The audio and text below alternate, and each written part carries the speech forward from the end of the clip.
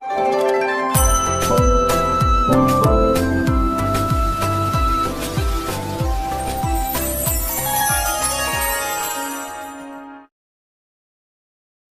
जगन्नाथ मु दिवाकर दास आपण प्रणाम करुच्ची 12 राशि कथा आम्भे मैंने कहबू भिडियो किभली भाव में जुलाई मास कटो। प्रथमतः राशि मेष राशि। मेष राशि व्यक्ति विशेष जुलाई मास आपण मानक आर्थिक स्थिति को मजबूत कर तो सहित लाभ आपण किसी जान वाहन एगुड़ी किपर। विद्यार्थी मैंने निश्चिंत सफलता अर्जन करेंगे तो सहित स्वास्थ्य आपंकर विशेष खराब रही स्वास्थ्य प्रति आप अवहेला करूँ ना। लव लाइफ रे टेंशन रही पारे सावधान रहिए। दाम्पत्य जीवन में छोट मोट कलह हम तो से सावधान कहतु जिद को आप रखु। प्रतिकार स्वरूप मेष राशि व्यक्ति विशेष मैंने निज राशि अनुसार रुद्राक्ष धारण करूँ। हनुमान जी पूजा करूँ। हनुमान चालीसा पाठ करूँ। आपण मंगलवार शनिवार हनुमान मंदिर में आपण राशि तेल दीपटी जाड़े सहित आपण कि मंदार फूल बा लाल फूल अर्पण करूँ हनुमान जी को। यह मेष राशि व्यक्ति विशेष मान कथा बिजनेस रे ऊपर तल होबार कथा रही जुलाई मास। तापर आसी वृष राशि। वृष राशि व्यक्ति विशेष मैंने मेहनत तो करेंगे माने परिश्रम करेंगे फल किंतु मास मिलबनी। तेणु ये असुविधा रही। तेणु आपंकर जब देखा स्वास्थ्य स्वास्थ्य को केवे भी आप अवहेला करतुनि कहीं किसी जिन को बहुत वृष राशि व्यक्ति विशेष अवहेला करते। तेणु अवहेला आप जमा भी करतुनि सहित आप कि आड़ू साड़ू खावाई आप दूरे रुहतु कहीं आपणकर पेट जंत समस्या उपजे पारे। आर्थिक स्थिति किंतु आपणकर मजबूत रु बेपार में आप बुद्धि विचार की काम करूँ पैसा लगातु तो सहित दाम्पत्य जीवन आपणकर सुखमय हम। आउ लव लाइफ रे थर्ड पर्सन द्वारा टेंशन आसो किंतु विशेष किसी आपण लव लाइफ रे आपणकर क्षति होना। तापर राशि हूँ मिथुन राशि। किंतु वृष राशि व्यक्ति विशेष मानकर प्रतिकार तो कहीदे। प्रतिकार हूँ वृष राशि देवदेव महादेव दर्शन निहाती भाव में प्रत्येक दिन आप करूँ तो सहित महामृत्युंजय मंत्र को जप करूँ। वृष राशि व्यक्ति विशेष मैंने बेलपत्र महादेव ऊपर चढ़ातु जल चढ़ातु राशि अनुसार रुद्राक्ष धारण करूँ तो सहित वृष राशि व्यक्ति विशेष मैंने कौन करूँ कि असहाय लोक आपण कौन ना डाली जातीय द्रव्य आप दान दिंतु जहाँ आप बहुत सह फल मिल। तापर राशि हूँ मिथुन राशि। मिथुन राशि व्यक्ति समय आपंकर यहाँ अनुकूल निश्चिंत भाव में जुलाई मास ता सहित स्वास्थ्य आपंकर बहुत भल विद्यार्थी मान कृतकार्य हे। लव लाइफ टेंशन दूर होपर आपंकर रही जो पारिवारिक समस्या थी जुलाई मास किसी गुण आश्वस्ति मिले। बिजनेस ऊपर तल हो पाए किंतु क्या विश्वास करने पूर्व सावधान आप रुहतु। मिथुन राशि व्यक्ति विशेष तो सहित राशि अनुसार आप प्रतिकार रुद्राक्ष धारण करेंगे। मिथुन राशि व्यक्ति विशेष मैंने कौन करूँ ना गणेश दुब चढ़ातु आप बृहस्पति बीज मंत्र जप करूँ जहाँ बहुत सफल आपको मिले। किसी असहाय लोक दान करूँ जहाँ आपण लाइफ को खोलीदेव। तापर राशि हूँ मिथुन पर कर्कट राशि। कर्कट राशि क्रोध ठारू नियंत्रण आप रखु तो सहित आपड़ ए मौसमी परिवर्तन हो तो आपन को रोग बेमारी थंडा ज्वर एमती हो पाए। तो सावधान रहतु। कार्य क्षेत्र में आपड़ क्या अति विश्वासटा करतुनि मास अति धन लगेगा रखातु। लव लाइफ टेंशन मास दूर हम तो सहित वैवाहिक जीवन आपंकर जिद ही बेले बेले कष्ट आपको दब। छोट छोट झगड़ा हो पाए ऋण जंत समस्या आप पड़ पार। प्रतिकार स्वरूप आपंकर कर्कट राशि व्यक्ति विशेष से गायत्री मंत्र जप करूँ विष्णु सहस्रनाम पाठ करूँ तुलसी टे आप चढ़ातु गोमाता को खाइबा को दिंतु। सिंह राशि व्यक्ति विशेष सिंह राशि व्यक्ति विशेष एम आत्मविश्वास निश्चिंत यही मसरे बढ़ आपंकर चाकरी जंत समस्या दूर हम। बेपार में आपंकर अभिवृद्धि हम पारिवारिक सुख आपको आसीपे किंतु आपंकर लाइफ छोट मोट टेंशन आपंकर धन टी हानि आपंकर हो पाए कहीं आय अपेक्षा व्यय ए मसरे बहुत खर्च आपंकर हम। तेणु सिंह राशि व्यक्ति से सूर्य को जल चढ़ातु। राशि स्वामी होती सूर्य। सूर्य को जल चढ़ाइबा सहित आपंकर सूर्य गायत्री मंत्र जप करूँ तो सहित आप गरीब असहाय मान दान प्रदान करूँ आउ कि पशु पक्षी को खाइबा दिंतु। राशि अनुसार रुद्राक्ष धारण करूँ जहाँ बहुत शो कर। लव लाइफ टेंशन आपंकर ये रहा। कन्या राशि। कन्या राशि व्यक्ति आपंकर निश्चिंत आय अलग बाटे निश्चिंत भाव में किसी मिल। विद्यार्थी मान कृतकार्य हे शुभ फल आपको निहाती मास मिल। यात्रा सफल मिल। स्वास्थ्य जंत समस्या किंतु रही। लव लाइफ टेंशन अच्छी थर्ड पर्सन टेंशन आपंकर ତେଣୁ ସେଥିପାଇଁ ବିବାଦ ମଧ୍ୟ ଦେଖାଯାଇପାରେ। ପର କଥାକୁ ପର ଚୁଗୁଲିକୁ କେବେ ବିଶ୍ୱାସ କରି ଆପଣ ସେଭଳି କିଛି ପଦକ୍ଷେପ ନିଅନ୍ତୁ ନାହିଁ।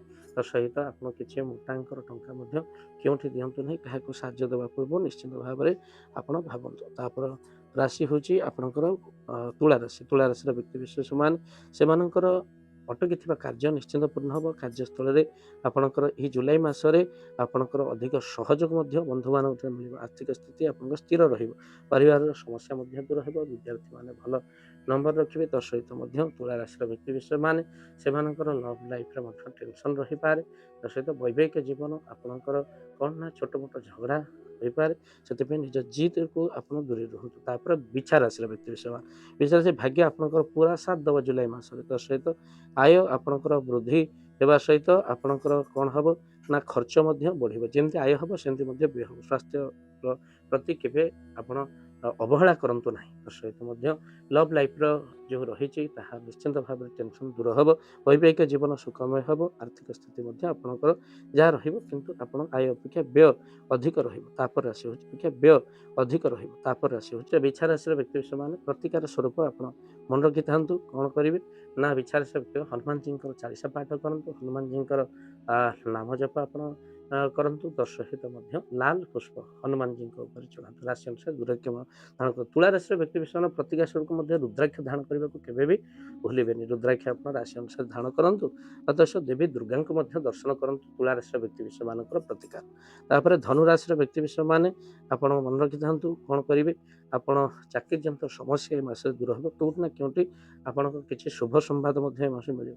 ଆପଣ ନିବେଶ କରିଥିବା ଧନର ମଧ୍ୟ ଲାଭ ଆପଣ ଉଠାଇ ପାରିବେ। କିନ୍ତୁ କାହାକୁ ଉଦ୍ଧାର ଆପଣ ଏ ମାସେ ଦିଅନ୍ତୁନି। ଫେରି ପାଇବା ବଡ଼ କଷ୍ଟକର ହେବ। ଲଭ୍ ଲାଇଫ୍‌ର ଟେନସନ୍ ଦୂର ହେବ। ସ୍ୱାସ୍ଥ୍ୟ ପ୍ରତି ଅବହେଳା ଜମା ବି କରନ୍ତୁନି। ତା ସହିତ ମଧ୍ୟ ବିଜନେସ୍‌ରେ ଉପରତଳ ମଧ୍ୟ ଆପଣଙ୍କର ହେଇପାରେ। ତା ସହିତ ଆପଣମାନେ ଧନୁରାଶିର ବ୍ୟକ୍ତିମାନେ ସେମାନେ ପ୍ରତିକାର ସ୍ୱରୂପ ସେମାନେ କ'ଣ କରନ୍ତୁ ବିଷ୍ଣୁ ସହସ୍ରନାମ ପାଠ କରନ୍ତୁ। ହନୁମାନ ଚାଳିଶା ପାଠ କରନ୍ତୁ। ଘରେ ସୁନ୍ଦରକାଣ୍ଡ ହନୁମାନଜୀଙ୍କ ପୂଜା ଥରେ ନିହାତି ଭାବରେ କରନ୍ତୁ। ତାପରେ ରାଶି ମକର ରାଶି। ଆପଣ ମେହନତର ପୁରା ଫଳ ଏଇ ମାସରେ ହିଁ ଆପଣଙ୍କୁ ମିଳିବ। ବ୍ୟାପାରରେ ଆପଣଙ୍କର କ'ଣ ହେବ ନା ବିଜନେସ୍ ମଧ୍ୟ ବଢ଼ିବାର ସମ୍ଭାବନା ଅଛି। ବୈବାହିକ ଜୀବନ ଶୁଭ ହେବ। ତା ସହିତ ମଧ୍ୟ ଆପଣ ଶାରୀରିକ ଅସୁସ୍ଥତା ମଧ୍ୟ ଦୂର ହେବ। ତା ସହିତ ଆପଣଙ୍କର ଲଭ୍ ଲାଇଫ୍‌ର ଟେନସନ୍ ମଧ୍ୟ ଦୂର ହେବ। ଜୁଲାଇ ମାସରେ ଆପଣଙ୍କର କିଛି ନୂଆ ଖବର ମଧ୍ୟ ଆପଣଙ୍କୁ ମିଳିବ। ପ୍ରତିକାର ସ୍ୱରୂପ ଆପଣ ମନେ ରଖିଥାନ୍ତୁ ମକର ରାଶିର ବ୍ୟକ୍ତିବିଶେଷମାନେ ସେମାନେ କ'ଣ କରିବେ ସେମାନେ ଦକ୍ଷିଣ କାଳୀଙ୍କର ଦର୍ଶନ କରନ୍ତୁ। ଆଉ ମାଆଙ୍କର ସ୍ତୋତ୍ର ପାଠ ସ୍ତୁତି ପାଠ କରନ୍ତୁ କାଳୀଙ୍କର। ତା ସହିତ କିଛି ଅସହାୟକୁ ଦାନ ଦିଅନ୍ତୁ। ରାଶି ଅନୁସାରେ ରୁଦ୍ରାକ୍ଷ ଧାରଣ କରନ୍ତୁ। ତାପରେ କୁମ୍ଭ ରାଶିର ବ୍ୟକ୍ତିମାନେ ଆପଣ ଖର୍ଚ୍ଚ ଯେଉଁ ରହିଛି ତା ସହିତ ତାପରେ ଆପଣ ତାদের ଖର୍ଚ୍ଚରେ ଲଗାମ ରଖନ୍ତୁ। ନହେଲେ କୁମ୍ଭ ରାଶି ବ୍ୟକ୍ତି ବହୁ ଖର୍ଚ୍ଚ ହେବ। ରୋଜଗାର ବନ୍ଦ ହେଇଯିବ କିନ୍ତୁ ଖର୍ଚ୍ଚ ଆପଣଙ୍କର ପ୍ରବଳ ହେବ। କାହିଁକିନା କୁମ୍ଭ ରାଶି ବହୁ ଖର୍ଚ୍ଚ। ସ୍ୱାସ୍ଥ୍ୟ ଜନିତ ସେମିତି ବଡ଼ ସମସ୍ୟା କିଛି ନାହିଁ।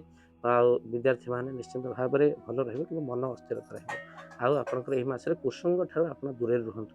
ତା ସହିତ ଲଭ୍ ଲାଇଫ୍‌ରେ ଟେନସନ୍ ମଧ୍ୟ ରହିପାରେ। ନିଜ ଜିଦ୍‌କୁ ଆପଣ ଛାଡ଼ନ୍ତୁ। ତା ସହିତ କ୍ରୋଧ ଠାରୁ ମଧ୍ୟ ବଞ୍ଚନ୍ତୁ।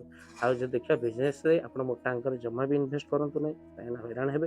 ବିଶ୍ୱାସ କାହା କରିବା ପୂର୍ବରୁ ଟିକେ ଆପଣ ଭାବିଚିନ୍ତି ବିଶ୍ୱାସ କରନ୍ତୁ।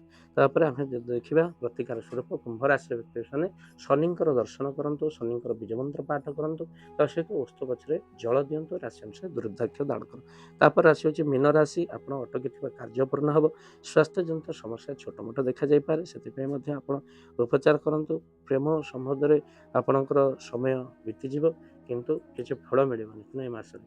ଆଉ କାହିଁକିନା କିଛି ଦିନ ହସିବେ କିଛି ଦିନ ମଧ୍ୟ ଆପଣ ପ୍ରେମରେ ଆପଣଙ୍କର କ'ଣ ହେବ ନା ଟେନସନ୍ ମଧ୍ୟ ଆପଣ ନେବେ। ବୈବାହିକ ଜୀବନ ସୁଖମୟ ହେବା ସହିତ କାର୍ଯ୍ୟ ମଧ୍ୟ ଆପଣଙ୍କୁ ବିଜନେସ୍‌ରେ ଫଳ ଆପଣଙ୍କୁ ନିହାତି ଭାବରେ ମିଳିବ। କିନ୍ତୁ ଉପର ତଳ ଟିକେ ହେଇପାରେ। ଅପେକ୍ଷା କରନ୍ତୁ ଧୈର୍ଯ୍ୟ ଧରନ୍ତୁ ଆପଣ କାହିଁକିନା ଆପଣଙ୍କର ଶନି ରହିଛନ୍ତି କିନ୍ତୁ ବୃହସ୍ପତି ସୁଫଳ ଆପଣଙ୍କୁ ଏ ମାସରେ ନିହାତି ଭାବରେ ଦେବେ। ଏହା ଥିଲା ମୀନ ରାଶିର ବ୍ୟକ୍ତିବିଶେଷମାନଙ୍କର। ମୀନ ରାଶି ମାଛକୁ ଆପଣ ଖାଇବାକୁ ଦିଅନ୍ତୁ। ଆଉ ଭୁଲରେ ଆପଣ ମନେ ରଖିଥାନ୍ତୁ କେବେ ବି ଆପଣ ରବିବାର ଆମିଷ ଖାଆନ୍ତୁ ନାହିଁ। ମୀନ ରାଶିର ବ୍ୟକ୍ତିବିଶେଷମାନେ କାହିଁକିନା ରାଶି ହେଉଛି ମୀନ ରାଶି। ଆପଣ ମୀନ ଠାରୁ ଯେତେ ଆପଣ ମୀନ ହତ୍ୟା କରିବା ଠାରୁ ଦୂରରେ ରହିବା ଦରକାର। ତା ସହିତ ମଧ୍ୟ ଆପଣମାନେ ରାଶି ଅନୁସାରେ ରୁଦ୍ରାକ୍ଷ ମଧ୍ୟ ଧାରଣ କରିପାରିବେ। ଘରେ ସୁନ୍ଦରକାଣ୍ଡ ହନୁମାନ ଚାଳିଶା ଟିକେ କରନ୍ତୁ। ଭିଡ଼ିଓକୁ ସେୟାର କରିବେ। ଚ୍ୟାନେଲ୍ ଯଦି ନୁହେଁ ଚ୍ୟାନେଲକୁ ସବସ୍କ୍ରାଇବ୍ କରିଦେବେ। ଜୟ ଜଗନ୍ନାଥ। ଜୟ ପଞ୍ଚସଖା। ଜୟ ଜଗନ୍ନାଥ। ଧନ ଅର୍ଜନେ ଧର୍ମ କରି ଧର୍ମେ ପ୍ରାପତ ନରହରି। ଆପଣଙ୍କ ଉପାର୍ଜିତ ଧନକୁ ଯଦି ଧର୍ମ କାର୍ଯ୍ୟରେ ଲଗାଇବା ପାଇଁ ଚାହୁଁଛନ୍ତି, କିଛି ଅସହାୟ ଅସୁସ୍ଥ ବ୍ୟକ୍ତି ପାଖରେ ଆମେ ପ୍ରତିଦିନ ପହଞ୍ଚୁ ଆଉ କିଛି ସହଯୋଗ କରୁ। ଯଦି ଆପଣଙ୍କର ସେ ଗୁଣ୍ଡୁଚି ମୂଷା ଭଳି ଦାନ ସେଇ କାର୍ଯ୍ୟରେ ଲାଗିବା ପାଇଁ ଚାହୁଁଛନ୍ତି, ସ୍କ୍ରିନରେ ଚାଲିଥିବା ଏ ନମ୍ବରରେ ଏବେ କଲ୍ କରନ୍ତୁ। ଆମେ ଦେବୁ ଆପଣଙ୍କୁ ଫୋନ୍ ପେ ନମ୍ବର। ଆପଣଙ୍କର ଯେତିକି ସମର୍ଥ ରହିଛି ବା ସାମର୍ଥ୍ୟ ଅନୁସାରେ ଆପଣ ପ୍ରଦାନ କରିବେ ଆପଣଙ୍କର ଅର୍ଥ ରାଶି। ଏବେ ଆପଣ ଜାଣିକି ଆନନ୍ଦିତ ହେବେ, ଗୋଟିଏ ଆମ୍ବୁଲାନ୍ସ କିଣାଯାଇଛି କେବଳ ରୋଗୀ ସେବା ପାଇଁ। ଯଦି ଆପଣଙ୍କର କିଛି ଅର୍ଥ ସେ ଆମ୍ବୁଲାନ୍ସ ପାଇଁ ଆପଣ ସହଯୋଗ କରିବା ପାଇଁ ଚାହାନ୍ତି ତ ଏବେ କଲ୍ କରନ୍ତୁ ଏହି ନମ୍ବରରେ। ଆପଣଙ୍କୁ ଅଶେଷ ଅଶେଷ ଧନ୍ୟବାଦ। ଜୟ ଜଗନ୍ନାଥ।